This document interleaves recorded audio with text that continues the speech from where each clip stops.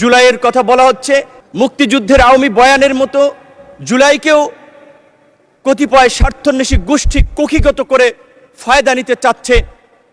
অন্তর্বর্তীকালীন সরকারের সময় নিয়েছে, এমনকি এই ৮ দফা যেটি আমি লিখে দিয়েছিলাম আমার আন্দোলনকারী বন্ধুদেরকে। আমি জন্মগ্রহণ করেছি একেবারেই বঙ্গোপসাগরের কোল ঘেঁষা দক্ষিণের জেলা পটুয়াখালীর গলাচিপার বিচ্ছিন্ন চর অঞ্চল, দ্বীপবেষ্টিত এলাকা চরবিশ্বাসে। সেই বিচ্ছিন্ন চর অঞ্চলের দ্বীপ এলাকায় ছিল না ভালো কোনো স্কুল। কিছুদিন পড়াশোনা করেছি, তারপর আবার ঢাকা এসেছি। ঢাকার গাজীপুরের কালিয়াকুর একটি মফস্বল এলাকায়, সেটাও এক প্রকার একটা উপশহর। সেখানেও স্কুলে ভর্তি হয়েছি, দেখেছি টিচার সংকট। বিজ্ঞানে পড়াশোনা করেছিলাম, কিন্তু বিজ্ঞানের পরীক্ষা নিরীক্ষা করার যন্ত্রপাতি বা প্র্যাকটিক্যাল করার খুব বেশি উপকরণ ছিল না। এই প্রতিকূলতা মাথায় নিয়েই ঢাকা বিশ্ববিদ্যালয়ে ভর্তি হই। অনেক স্বপ্ন এবং আশা নিয়ে ঢাকা বিশ্ববিদ্যালয়ে ভর্তি হয়ে যখন দেখি হলের একটি সিট পাওয়ার জন্য এক প্রকার আধুনিক দাস প্রথার মতো রাজনৈতিক দলে লেজুর ভিত্তি করতে হয়, তখনই ভেবেছিলাম এই প্রথার পরিবর্তন দরকার। তখন থেকেই নিজের মনের মধ্যে প্রতিবাদকে লালন করে এগিয়ে যাচ্ছিলাম। যখন গ্রাজুয়েশন শেষে চাকরিতে প্রবেশ করার চিন্তা করি, পরিবারের দায়িত্ব নেওয়ার কথা চিন্তা করি, তখন পড়াশোনা করতে গিয়ে দেখি মাননীয় স্পিকার কোটার বেড়াজালে মেধাবীরা বন্দী। তখন মনে হয়েছে যে এই রাষ্ট্রের রন্ধ্রে রন্ধ্রে অনিয়ম, অন্যায়, অন্যায্য, এটার পরিবর্তন করা দরকার। এভাবে এই আধুনিক সময় একটি রাষ্ট্র চলতে পারে না। সারা দেশের ছাত্র তরুণদেরকে সংগঠিত করে 2018 সালে 17ই মার্চ আনুষ্ঠানিকভাবে কোটা সংস্কার আন্দোলন শুরু করেছিলাম। এবং আপনি জানেন, সেই আন্দোলন করতে গিয়ে আমাদের স্পিরিটের জায়গা, শহীদ মিনারের মতো জায়গায় কিভাবে শিক্ষার্থীদেরকে কুকুরের মতো পেটানো হয়েছিল ঢাকা বিশ্ববিদ্যালয়ের লাইব্রেরির সামনে। আমি নিজে সে সময় অমানবিকভাবে আক্রান্ত হয়েছিলাম। রাজশাহী বিশ্ববিদ্যালয়ের মেধাবী ছাত্র তরিকুলকে কিভাবে হাতুড়ি দিয়ে পিটিয়ে তার কোমরের মেরুদণ্ড ভেঙে দেওয়া হয়েছিল। মাননীয় স্পিকার, এই কোটা সংস্কার আন্দোলন চলার মধ্যেই যখন দুজন স্কুলগামী শিক্ষার্থীর মৃত্যুকে কেন্দ্র করে নিরাপদ সড়ক আন্দোলন গড়ে ওঠে, কোমলমতি শিক্ষার্থীদের উপরে কিভাবে হাতুড়ি হেলমেট বাহিনীর তাণ্ডব চলেছিল আপনারা দেখেছেন। মাননীয় স্পিকার, আজকে জুলাইয়ের কথা বলা হচ্ছে, মুক্তিযুদ্ধের আওয়ামী বয়ানের মতো জুলাইকেও কতিপয় স্বার্থান্বেষী গোষ্ঠী কুক্ষিগত করে ফায়দা নিতে চাচ্ছে। অন্তর্বর্তীকালীন সরকারের সময় নিয়েছে, আমরা তাদেরকে স্মরণ করে দিতে চাই, কোনো কিংস পার্টি গঠনের জন্য এদেশের ছাত্র জনতা রাজপথে নেমে আসে নাই, জীবন দেয় নাই।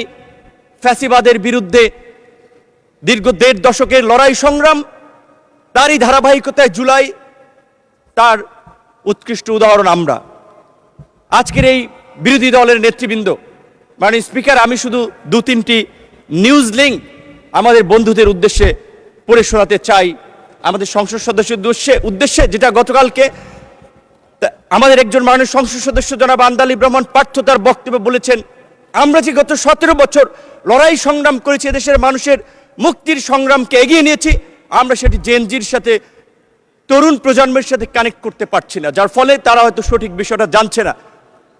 2020 সালে দীর্ঘ 28 বছর পর অনুষ্ঠিত ঢাকা বিশ্ববিদ্যালয়ের ডাকসু নির্বাচনের ভিপি নির্বাচিত হয়ে ওই ডাকসুর কক্ষে বসেই সাক্ষাৎকার বলেছিলাম, সরকারের পতন ছাড়া দেশের মানুষের মুক্তি নেই। 16 জুলাই 2020। মাননীয় স্পিকার, জুলাইয়ের 26শে জুলাই 2024 বাংলা ট্রিবিউনের একটি নিউজ, সেখানে লেখা আছে, আন্দোলনকারীদের দাবি দেওয়া লিখে দিয়েছিলেন নূর। একই দিনের দৈনিক কালবেলার একটি নিউজ, আজকের আমাদের সংসদ বিরোধী দলীয় চিফ হুইপের ছবি, মাঝখানে আমার ছবি, তার বাম পাশে সার্জিস আলমের ছবি দিয়ে বলা হয়েছে 2 সমন্বয়কে নিয়ে সরকার পতনের আলোচনা, নূরের সরকার পতনের আলোচনা।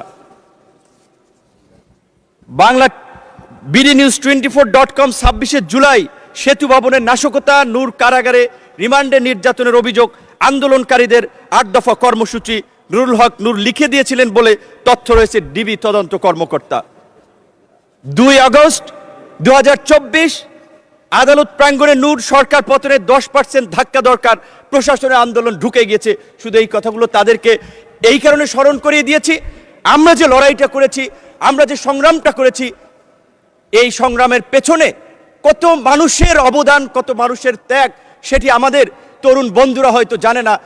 তারা হয়তো মনে করেছে ফুটবলের 90 মিনিটের খেলায় হয়তো চান্সে কেউ 5 মিনিটে গোল দিয়ে দিয়েছে, তারা ভেবেছে আমরাই সেরা খেলোয়াড়, কিন্তু তারা খেলোয়াড় নয়। মাননীয় স্পিকার, এই জুলাইয়ের 12ই জুন 2024 আনুষ্ঠানিকভাবে যুগপৎ আন্দোলনের বৈঠকে বিএনপির গুলশান কার্যালয়ে আজকের বিএনপির মহাসচিব এবং একই সাথে স্থানীয় সরকার মন্ত্রী জনাব মির্জা ফখরুল ইসলাম আলমগীর, অর্থ পরিকল্পনা মন্ত্রী জনাব আমির খসরু মাহমুদ চৌধুরী সহ অন্যান্য আমাদের প্রতিনিধি দলে যারা ছিলেন, তাদের সাথে আলোচনায় বলেছিলাম এই ছাত্র আন্দোলনের স্ফুলিঙ্গ বারুদের মতো জ্বলে উঠবে, এই ছাত্রদের পাশে থাকতে হবে, আপনারা ছাত্র দলকে সেইভাবে নির্দেশনা দিন।